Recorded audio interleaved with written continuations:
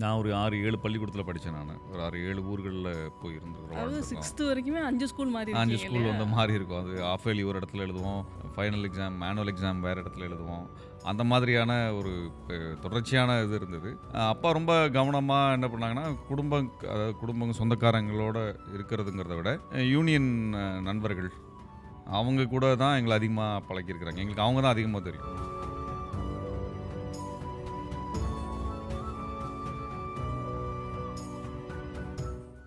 இந்த பாட்காஸ்ட் ஆரம்பிக்கிறப்பவே நான் வந்து ஃபஸ்ட்டு கெஸ்ட் இவர் தான் கண்டிப்பாக கூப்பிடணும், இந்த பாட்காஸ்ட்டை வந்து இவரை வச்சு தான் ஆரம்பிக்கணும் அப்படிங்கிறதுல நான் வந்து ரொம்ப உறுதியாகவே இருந்தேன். ஆனால் அது வந்து நேரமும் காலமும் வந்து சரியாக வரல. சார் வந்து கொஞ்சம் அந்த டைமில் பிஸியாக இருந்தாங்க. ஒரு மாநாடு நடத்துனாங்க, ஒரு ஒரு பெரிய ஒரு இலக்கிய கூட்டம் அதெல்லாமே சேர்த்து நடத்தி முடிச்சுட்டு சரி அவங்களுக்கும் நம்ம கொஞ்சம் கேப் விடணும் அப்படின்னு சொல்லிட்டு இருக்கோம். ஸோ அதில் எனக்கு வந்து ஒரு சின்ன வருத்தம் இருந்தாலும், ஆனாலும் தொடர்ந்து தொந்தரவு பண்ணி இன்றைக்கி நீங்கள் வந்தே ஆகணும் அப்படின்னு சொல்லி எனக்காக இந்த ஒரு பாட்காஸ்ட் செஷனுக்கு வந்திருக்காங்க. இவருக்கு இன்றைக்கி இருக்க சூழ்நிலை எந்த ஒரு விதமான ஒரு இன்ட்ரோவோ அப்படிங்கிற மாதிரி எடுத்து கொண்டு போய் கொடுக்க வேணாம் அப்படிங்கிறது தான். ஸோ சிம்பிளாக சொல்லணும்னா, சக மனிதரை நேசிக்க தெரிஞ்ச ஒருத்தர், சக தோழர் திரு திருமுருகன் காந்தி அவர்கள் தான். வணக்கம் தோழர். வணக்கம். எப்படி இருக்கீங்க? நல்லா இருக்கேன். இந்த 2009லேருந்து ஒரு காலகட்டம் இன்றைக்கி வந்து 2025 வரைக்கும் இருக்குது இல்லையா? ரொம்ப ஒரு பரபரப்பான காலகட்டம் திருமுருகன் காந்தி. அதுக்கு முன்னாடி ஒரு திருமுருகன் காந்தி இருந்திருப்பார் இல்லையா? பிறந்து வளர்ந்து படித்து எம்சிஏ, அதுவும் பெஸ்ட் அவுட் கோயிங் ஸ்டூடெண்ட்டாக ஒரு இதை சர்டிஃபிகேட் வாங்கிட்டு வெளியில் வந்து ஒரு திருமுருகன் காந்தியோட அந்த இளமை காலம் அதெல்லாம் இருக்கு இல்லையா? அதை பற்றி கொஞ்சம் பேசுவோம். அதுதான் அன்னைக்கு போட்ட விதை தான் இன்றைக்கி வந்து இப்படி மரமாக முளைச்சி நிற்கிது அப்படிங்கிறது ஒன்று இருக்கு இல்லையா? அப்படிப்பட்ட ஒரு விஷயத்த நீங்கள் நிறைய இடத்துல பேசலை அப்படிங்கிறது எனக்கு ஒன்று. அதை எப்படி ஒருத்தவங்க எவால்வ் ஆகி வராங்க அப்படிங்கிறது ஒன்று இருக்கு இல்லையா? ஒரு அரசியல் தலைவராக, ஒரு பண்பட்ட தலைவராக, மக்களுக்காக பேசணும் அப்படிங்கிற ஒரு இடத்துக்கு நம்ம நகர்ந்து போகிறோம் அப்படின்னா அதுக்கு ஏதாவது ஒரு காரணம் கண்டிப்பாக இருக்கும் அப்படிங்கிறது.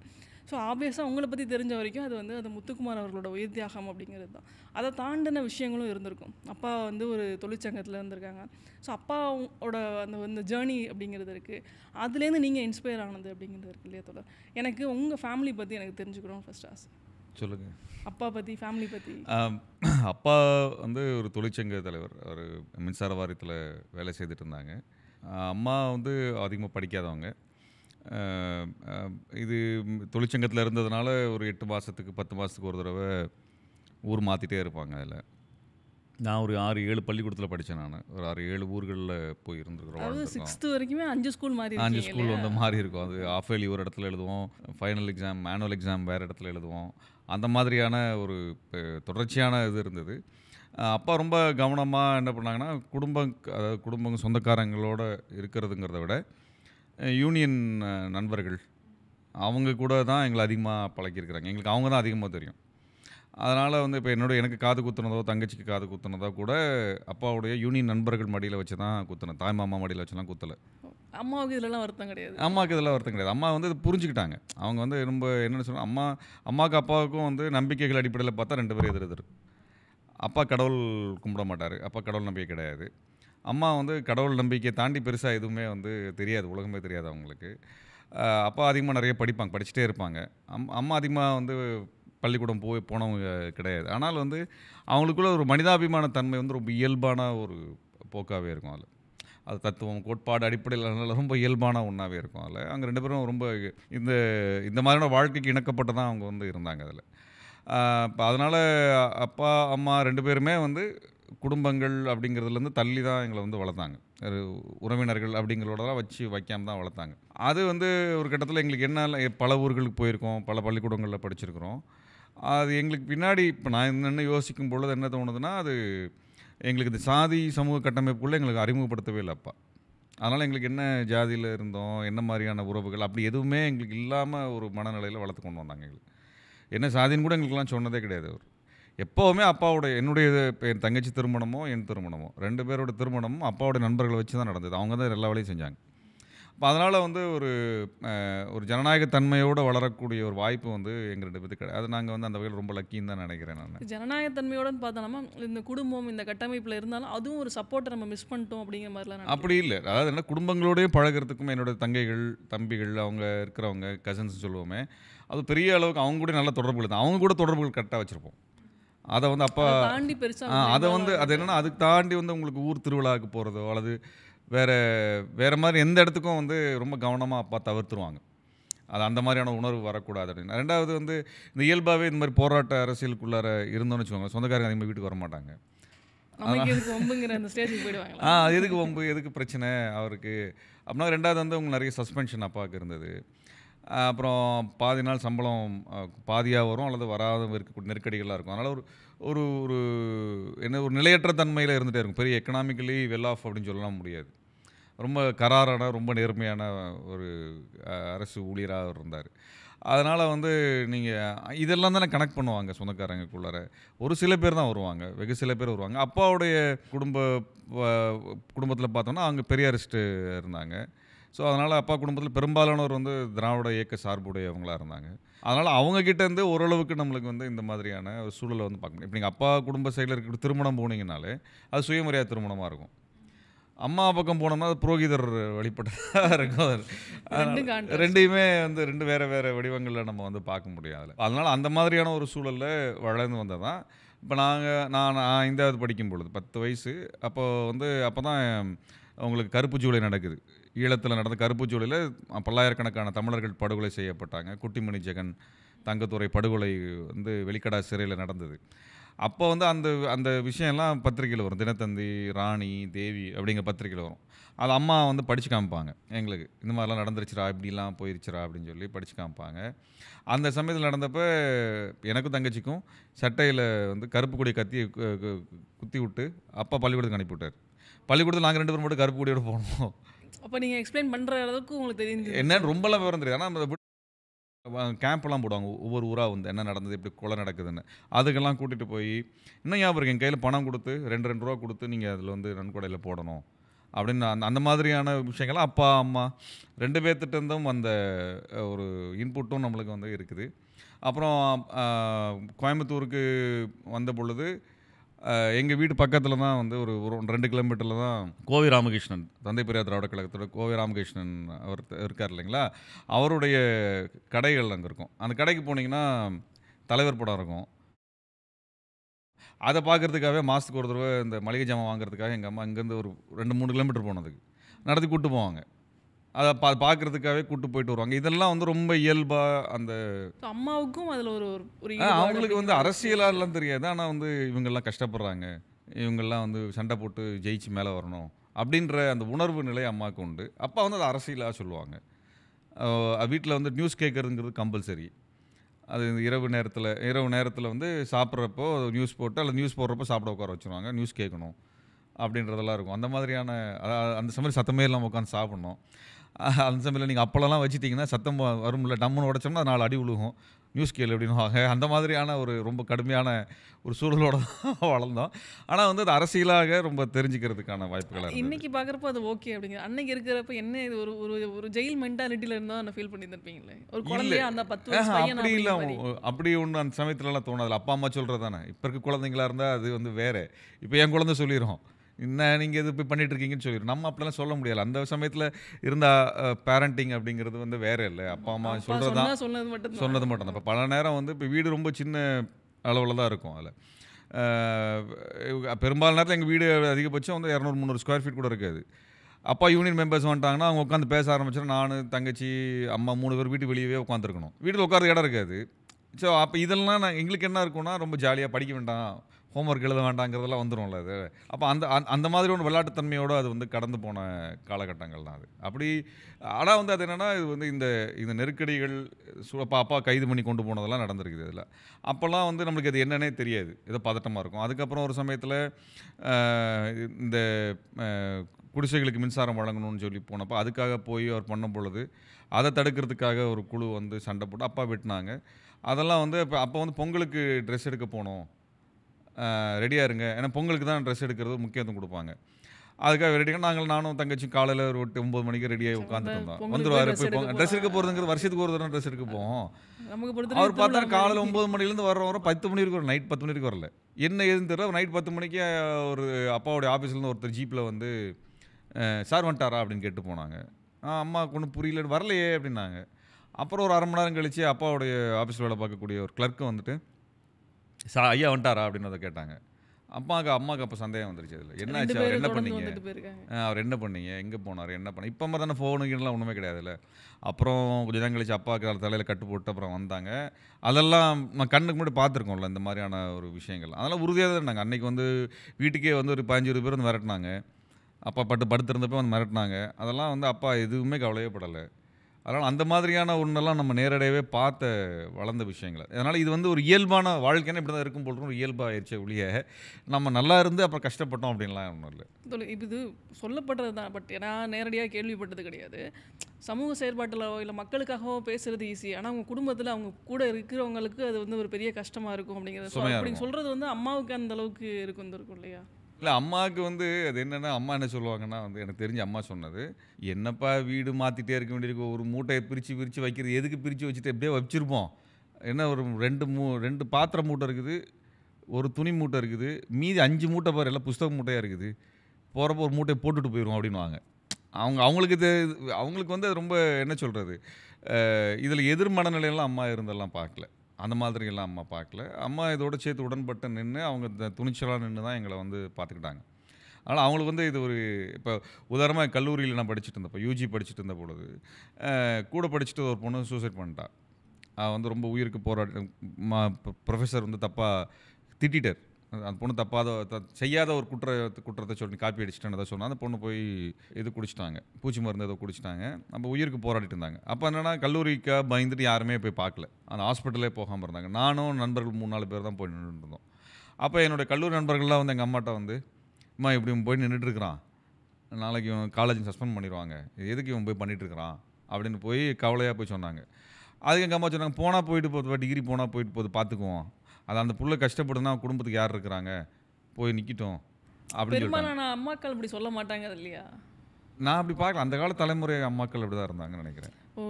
இப்போ இந்த 90s கிட்ஸில் அம்மாக்கள் இப்போ இருக்க அம்மாக்கள்லாம் வேறு. 90s கிட்ஸ்னே வச்சுக்கோங்களேன். இப்போ என்னோட அம்மானா உனக்கு என்ன படிக்கிறதுனா படிக்கிறது தான் ஒன்று நினச்சிருக்கணும். அதோட இல்லை, நான் சொல்கிறது 70s கிட்ஸ் ஆச்சே நாங்கள்லாம்.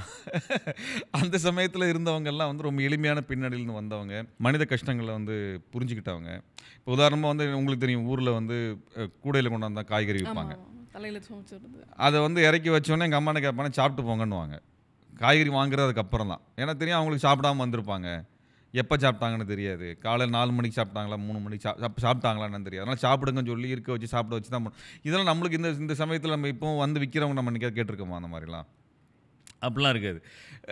எங்கள் வீட்டுக்கு பக்கத்தில் வீடு கட்டினாங்க. அந்த சித்தாள் வேலையெல்லாம் பண்ணிவிட்டு அவங்களுக்கு வீடு கட்டி முடிச்சக்கப்புறம் அவங்களுக்கு போகிற அடுத்த இடத்துல வேலை கிடைக்கிறதுக்கு வழி இல்லாமல் தங்கறதுக்கு வேலை இல்லாமல் இருந்தாங்க. கொண்டாந்து எங்கள் வீட்டில் 3 மாதம் தங்க வச்சிட்டாங்க எங்கள் அம்மா. நான் வந்து இங்கே சென்னையில் இருந்துட்டு போகும்போது என்னம்மா வீட்டில் எல்லாம் புதுசாக இருக்காங்களே அப்படின்னு பார்த்தோன்னா, இல்லைப்பா இங்கே வேலை பார்த்தாங்க, அவங்களுக்கு வந்து அதுக்கப்புறம் போகிறதுக்கு இல்லை, சரி இங்கே தங்கிட்டு நீங்கள் நம்ம வீடு சும்மா தானே இருக்குது, கூடவே நான் மட்டும் தனியாக தானே இருக்கிறேன், அப்பா அவங்க போயிட்டாங்க, தங்கச்சி கல்யாணமாகி போயிட்டா, நீ எங்கே வேலைக்கு போயிட்டா, வீட்டில் எனக்கு துணைக்கு யாராவது ஒருத்தர் வேணும்ல, அவங்க பாட்டு இருந்துட்டு போகிறாங்க, என்ன வந்துட போச்சு அப்படின்ட்டாங்க. இப்படி இயல்பாக இன்னும் வந்து என்னென்னா, யாராவது வந்து இந்த ப்ரெக்னென்ட்டான லேடிஸ் போகிறாங்க அப்படின்னு பார்த்தான்னு வச்சுக்கோங்க, யாருன்னே தெரியாது, கூட்டிகிட்டு வந்துடுவாங்க. வீட்டுக்கு கூட்டிகிட்டு வந்து அவங்களுக்குன்னு ஏதாவது இந்த துணி வச்சுருப்பாங்க, துணியோ துண்டோ ப்ளவுஸ் பீட்டோ அது மாதிரி வச்சுருப்பாங்க, எடுத்து கொடுத்து அவங்களுக்கு வந்து ஸ்வீட் வச்சுருப்பாங்க, அதை கொடுத்து அவங்களுக்கு வந்து ஒரு பொட்டெல்லாம் வச்சு விட்டு, யாருன்னே தெரியாது. அவங்களுக்கு என்ன சொல்லுவாங்கன்னா, நான் அப்படி இருந்தப்போ எங்கள் அம்மா இறந்து போயிட்டாங்க, எனக்கு பார்க்குறது யாரும் இல்லை, இந்த இது யார் பிள்ளையோ அது என்ன இருந்தாலும் ஒரு குழந்தை நாளைக்கு வருது இல்லை அப்படின்னு சொல்லி அவங்க அப்படி பேசுவாங்க. இப்போ நாய் வந்து சாப்பிட்றதுக்கு இல்லைன்னு வந்து நின்றுச்சுன்னா, இப்போ சோறு இல்லைன்னா தோசை விட்டு கொண்டாந்து போட்டு போவாங்க. இந்த மாதிரியான ஒரு அதே மாதிரி வந்து என்னென்னா, நான் இப்போ பக்கத்தில் கிரவுண்டில் பசங்க விளையாண்டுதானா கூப்பிட்டு வந்து எல்லாத்தையும் கூப்பிட்டு உட்கார வச்சு கிரிக்கெட் மேட்சை போட விட்டு எல்லாத்தையும் கிரிக்கெட் மேட்ச் பார்க்க வச்சு எல்லாத்தையும் ஜூஸ் போட்டு, யாருன்னே தெரியாது அந்த பசங்கள்லாம். அது ஒரு எப்போ பார்த்தாலும் வீட்டில் ஏதாவது ஜேஜேன்னு ஒரு 10 பேர் 20 பேர் இருந்துகிட்டே இருப்பாங்க. கல்லூரியில் படித்தப்போ கூட என் கல்லூரி நண்பர்கள் 20 பேர் 30 பேர் வீட்டில் தான் இருப்பாங்க. யூஜி வந்து கோயம்புத்தூர் தான். ஆமாம்.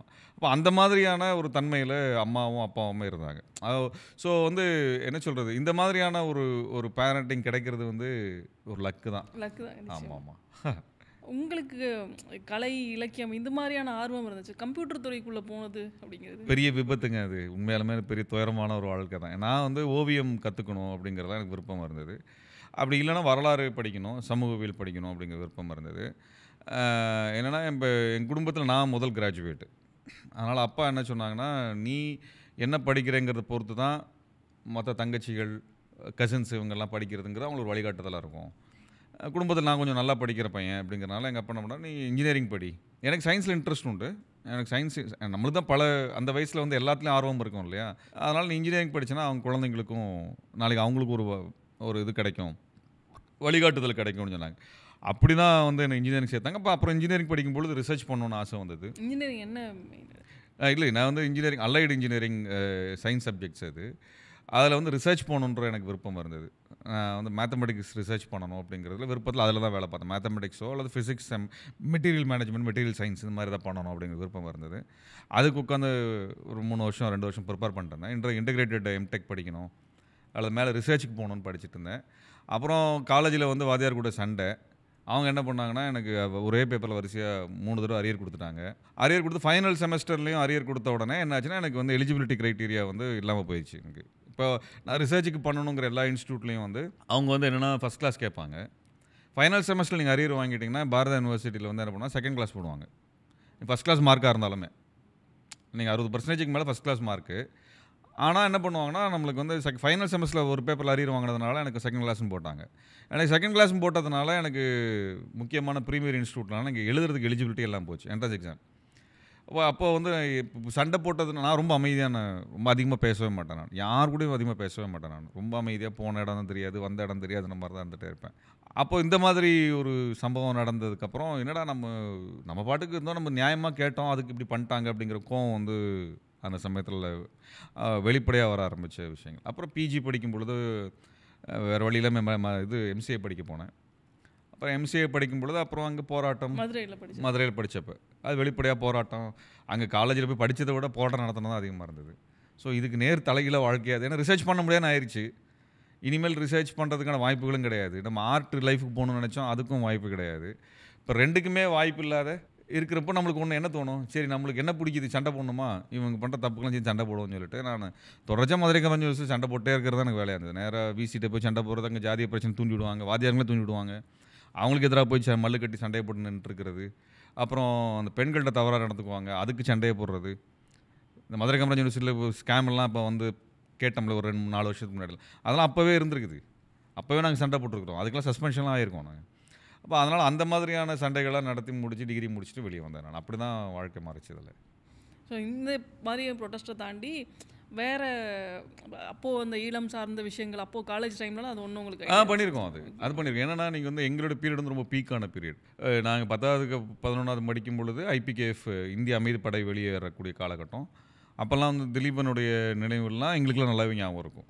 திலீபன் உண்ணாநிலை இருந்தது, புலேந்திரனுடைய அவங்க புலேந்திரன் குமரப்பா இறந்து போனது. அப்போ இதெல்லாம் நாங்கள் கேள்விப்படுற ஒரு விஷயந்தான். இப்போ கல்லூரி சேரும் பொழுது ராஜீவ்காந்தி கொலை நடக்குது.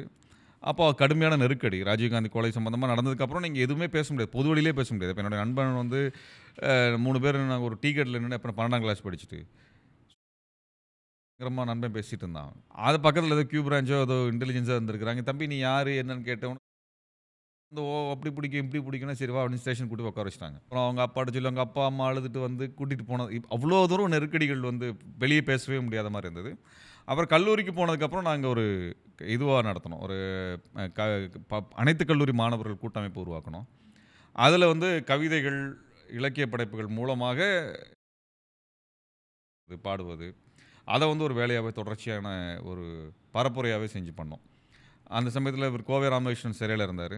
இப்போ அவரோட விடுதலைக்காக போய் பல ஊர்களில் கூட்டம் நடத்துறது. அது வந்து என்னென்னா நீங்கள் சாதாரண இப்போ மேடை கிடைக்காது உங்களுக்கு, அப்போ நெருக்கடி இருக்கும். நீங்கள் கவியரங்கம் போடுறோம் இது போடுறோம்னாலே மேலே கிடைக்காது. அதனால் அந்த காது குத்து விழா, வேறு ஏதாவது விழா நடக்கும், பூப்பு நன்னு இரட்டு விழா கூட நடந்த விழா, அதுலேயும் போய் இருந்துட்டு அதில் கவிதைகள் மூலமாக அந்த அரசியலை பேசுகிறது, இதையெல்லாம் வந்து அந்த கல்லூரி சமயத்தில் பண்ணோம். அப்போ வந்து காவல்துறை நெருக்கடிகள் எல்லாமே இருந்தது. இப்போ நாங்கள் அரங்குகள் எடுத்தோம்னாலே அரங்குகள்கிட்ட வந்து தொல்லை பண்ணுவாங்க, கவிதைகளை வாங்கி பார்ப்பாங்க, அதில் அடிச்சுலாம் கொடுப்பாங்க, இதெல்லாம் பேசாத அதெல்லாம் பேசாதன்னுவாங்க. இந்த மாதிரியான சம்பவங்கள்லாம் நடந்தது. என்னுடைய நண்பனுடைய வீட்டிலேயே வந்து போலீஸ் ரெய்டு வந்தது. அவங்க விடுதலை கவிதைகள்லாம் வாசிக்கிறதுனால அதை வச்சு வந்தாங்க. ஆனால் அவங்க வீட்டில் வந்து தான் நாங்கள் இது பார்ப்போம், டிவியில் விடுதலை புலிகள் தாக்குதல் நடத்துகிற கேசட்ஸ் வரும். அங்கே நடத்துகிற தாக்குதல்கள் வந்து கேசட்டாக அனுப்புவாங்க. அந்த கேசட் அவங்க வீட்டுக்கு வரும்.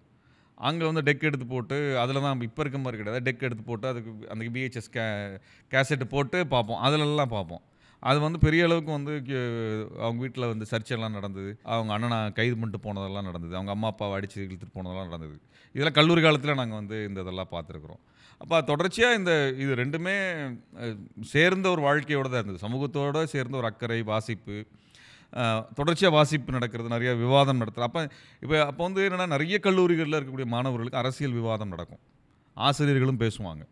இப்போ இந்த விவாதம் நடக்கிறதுங்கிறது ரொம்ப இயல்பான ஒன்றாவே இருக்கும். அதில் இது இந்த மாதிரி யோசிச்சிருக்கீங்களா தொடர் இன்றைக்கி வந்து சுயநலமாக இருக்கிற ஒரு சமூகம் இருக்கு இல்லையா? ஸோ அவங்களுக்காக நம்ம தொடர்ந்து பேசிக்கிட்டே இருக்கோம் அப்படிங்கிற ஒரு ஒரு இது என்னைக்காவது அது மாதிரி ஒரு தோணி இருக்கா? அதாவதுங்க இப்போ இந்திய விடுதலை போராட்டம் நடந்ததுன்னு நம்மளுக்கு வரலாறு படிக்கிறோங்க. இந்தியாவில் எத்தனை பர்சன்டேஜ் மக்கள் ரோட்டில் இறங்கி போராட்டம் நடத்துனாங்க? எல்லாரும் இறங்கியிருந்தாங்கன்னா வெள்ளைக்காரன் என்றைக்கே ஓடிருப்பான். சரிங்களா?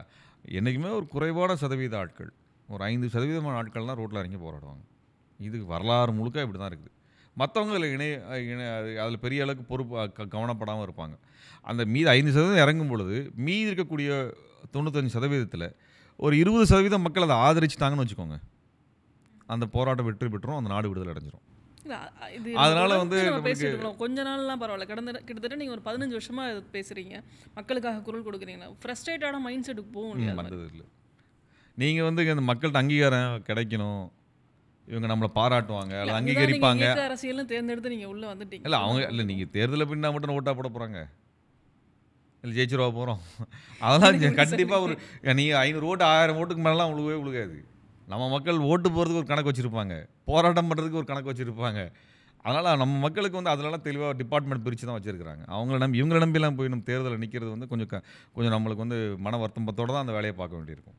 அதான் அந்த ஒரு வருத்தம் இருக்குது. இல்லை வருத்தமெல்லாம் இல்லை. நீங்கள் வந்து நம்ம என்ன சொல்லணும்னா, நம்ம பிடிச்சு பண்ணுற விஷயம். யாரும் வந்து நம்ம கையை இழுத்துட்டு வந்து பிடிச்சிட்டு வந்து நீ சமூகத்துக்கு போராடு நம்ம சொல்லலை. கண்டிப்பாக நம்ம படிக்கிற தத்துவம் சமூகத்துக்கு மேலே இருக்கக்கூடிய ஒரு அன்பு, பாசம், அக்கறை, நாளைக்கு நம்ம குழந்தைகளும் நல்லா இருக்கணுமே அப்படின்னு நினைக்கிறோம். அதனால வந்து வேலை செய்கிறோம்.